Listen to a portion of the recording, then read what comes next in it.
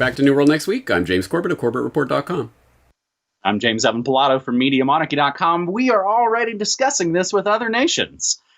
We've got that story, plus the new abnormal. But first, our first story on this episode 418 of New World Next Week, coming up this weekend, August 29th, 2020, Unite for Freedom protest. There is a planned anti-lockdown, anti-mask, anti-contact tracing, essentially anti-all the emergency measures that the UK government has taken. There is a protest coming up this Saturday, August 29th, in Trafalgar Square, which, if you didn't know, is the public square in the city of Westminster in the, of course, central London.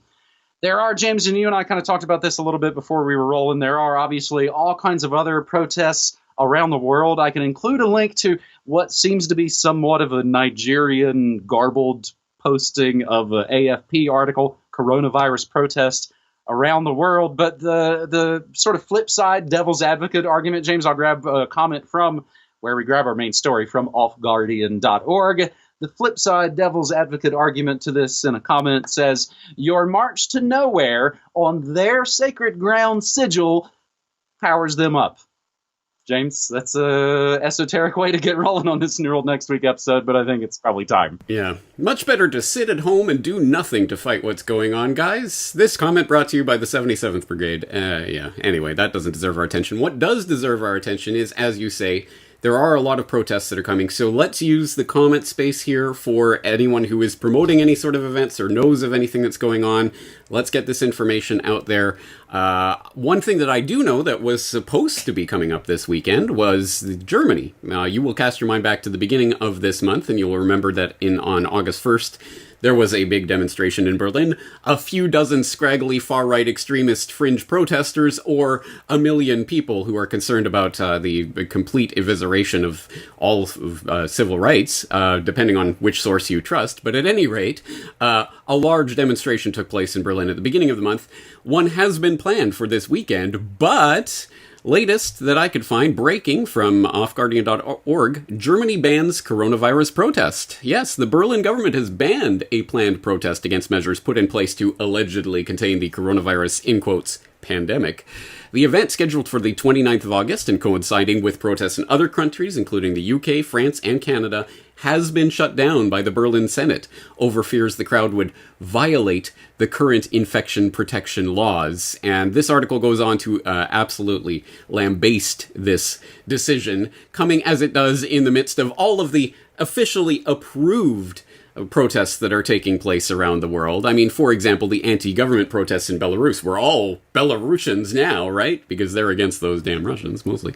But as are the A-level results protests in the UK. Yes, there are protests over the A-level results going on right now. Perfectly fine. And of course, in America, Black Lives Matter, perfectly fine. But this protest is the protest that will spread infection.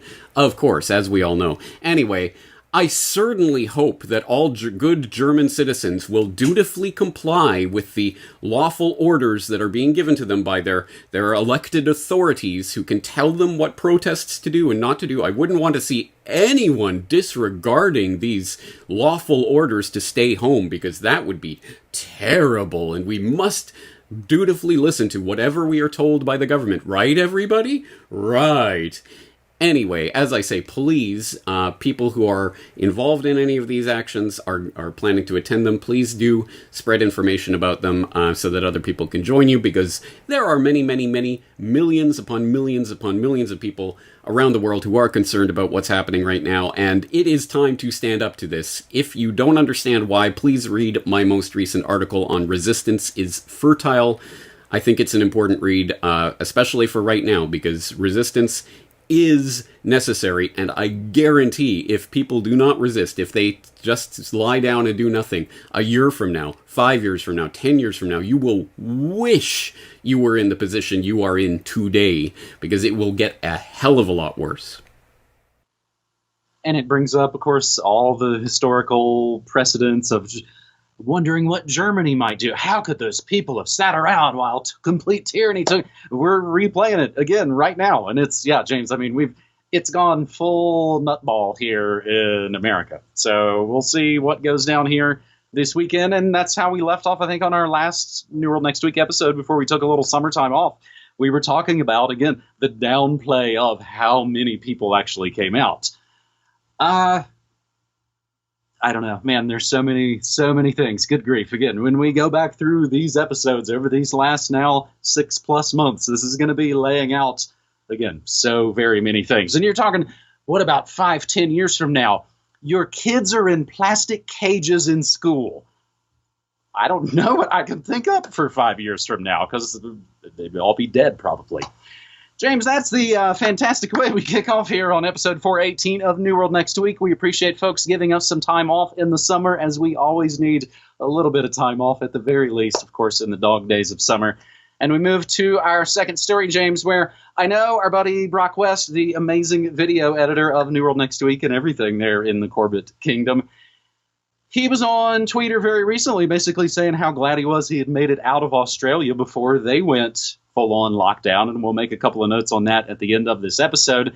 But I think in different similar ways, similar things are playing out in a different crown country, and that would be the one that you came from, James.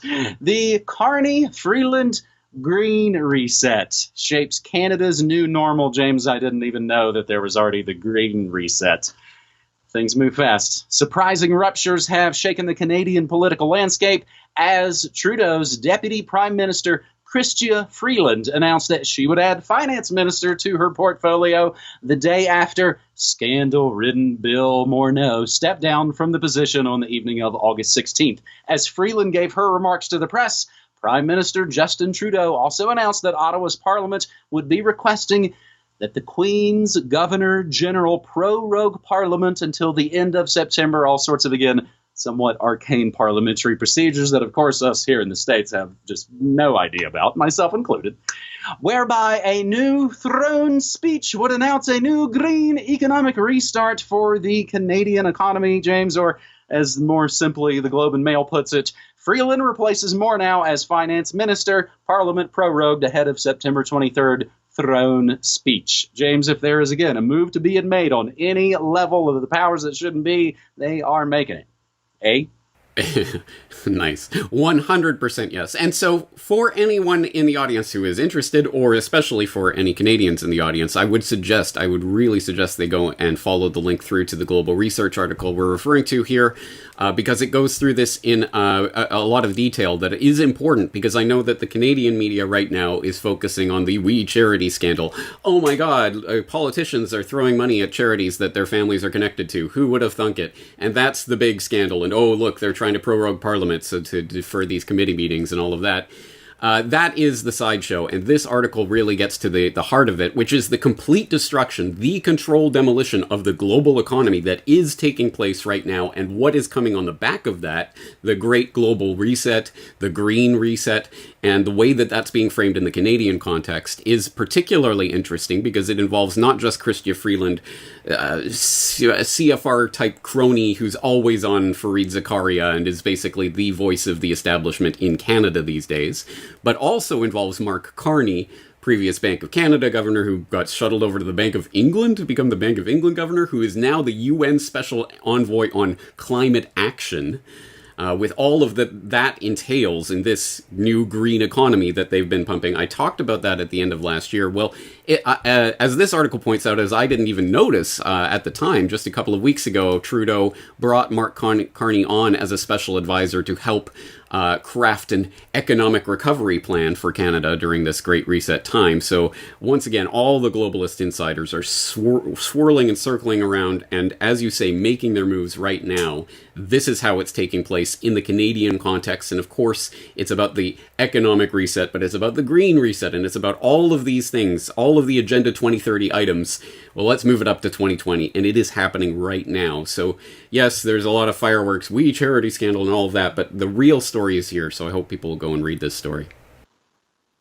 Well, and that's, again, there's a constant misdirection, and I often wondered and wistfully thought that, all this technology would make people be somewhat more media literate, more media savvy, but the complete opposite has been the case, sadly, at least so far. James, let's keep trudging through this rather depressing return of New World Next Week with our third and final story that isn't just one, but a bunch of stories.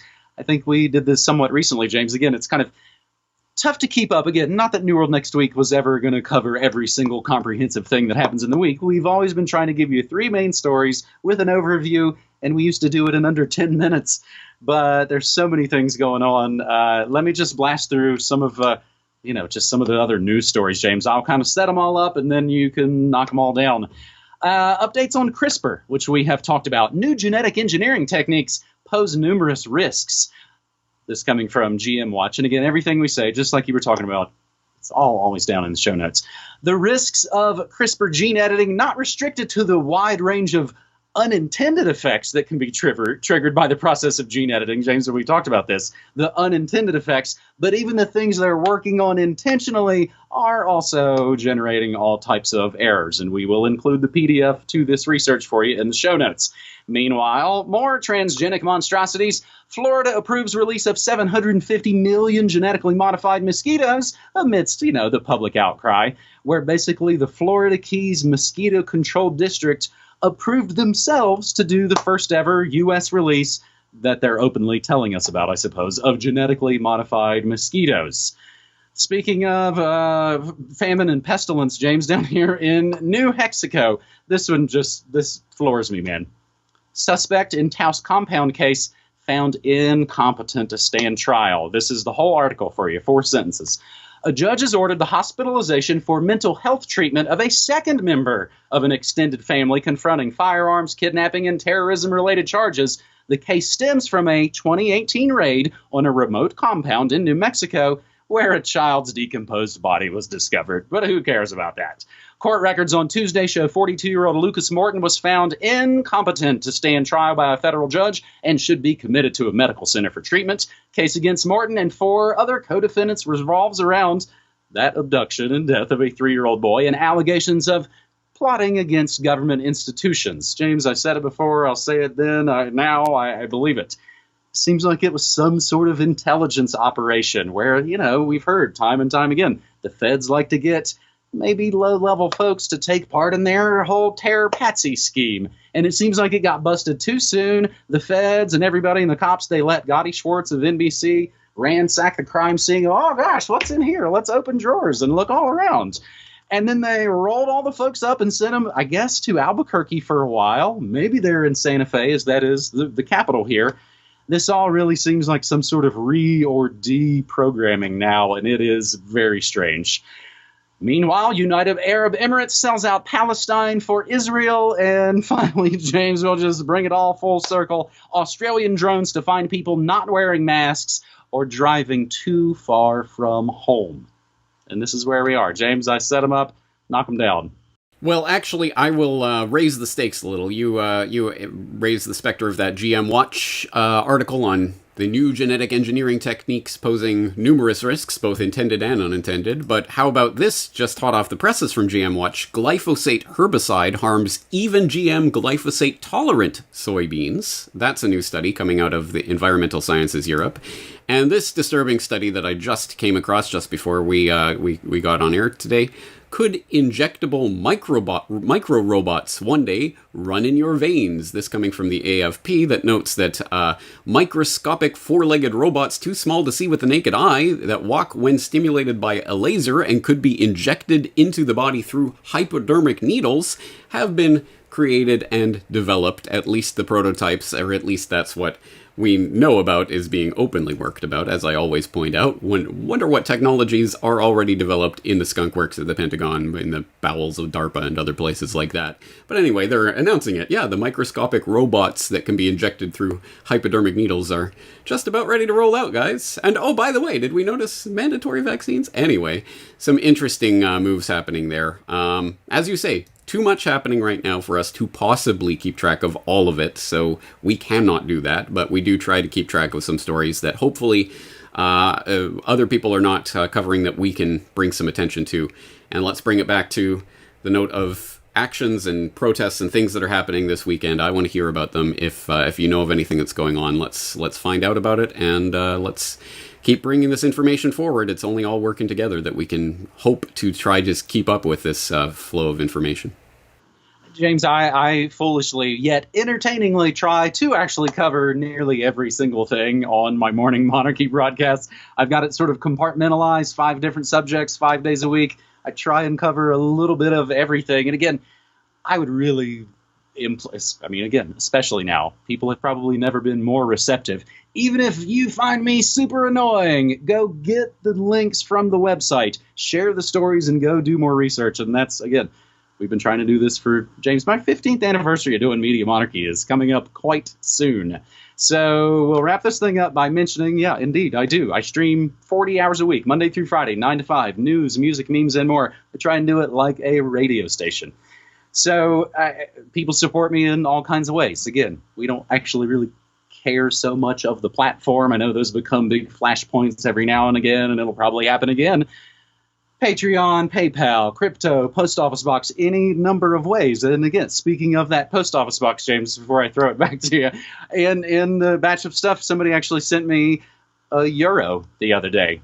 It's kind of like, not sure what to do with this. I'm not sure to exchange it at my bank. So I basically put it in the place where I've got precious metals that people have sent, all kinds of currency rolled up, all kinds of other ways. Again, putting it literally under your mattress is way better than getting charged for the privilege of the banksters holding your money, James. And something we've basically talked about off air is something I think you're going to talk about right now. I appreciate you. That's right. And I was just thinking you could hold that euro for when you take your European vacation after you get your COVID pass or whatever they're going to roll out, right? Well, anyway, yes, there are people who are often asking me, do you take cash? Do you take checks? Do you take money orders? I do not, because they do not play well with the banking system over here in Japan. But if you are in the US of A and are not interested in credit cards and online payments, fair enough.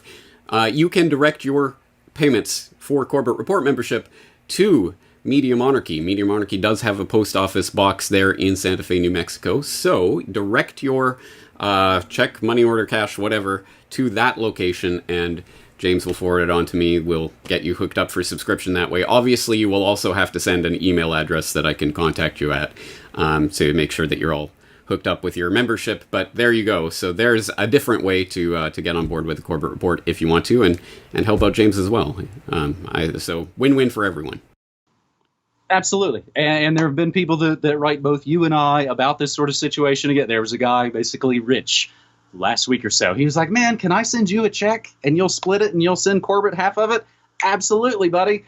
It's so weird, James. You and I have never really talked this intricately about this kind of stuff to even have to be like, make sure you make the checks out to James Evan Pilato. Again, we'll include all of that in the show notes at the bottom of every page on MediaMonarchy.com. I do have my full mailing address for the post office box. And it's a fantastic way. And I mean, almost without fail, you hear from people you've never heard from before. It's hearing from people that aren't on YouTube, that aren't on the controlled platforms, that usually even are maybe a couple years older than you and I, James. And it's a whole other part of the segment, whole other part of the audience. It's fantastic. It's a whole other part of the community. So we will include, of course, all of that in the show notes. James, I appreciate you, buddy. Again, feels a little shilly. You and I aren't really that way, but these are odd times, and I think we got to do it. You know, so I didn't even think about that, but yes, make your checks and money orders payable to James Evan Pilato. Otherwise, we'll have no way to cash it. So, yes. Anyway, yes, looking forward to doing it again next week. We can't cover it all, but we'll cover as much as we can. So let's do it again. All right. Thanks, buddy. Take care.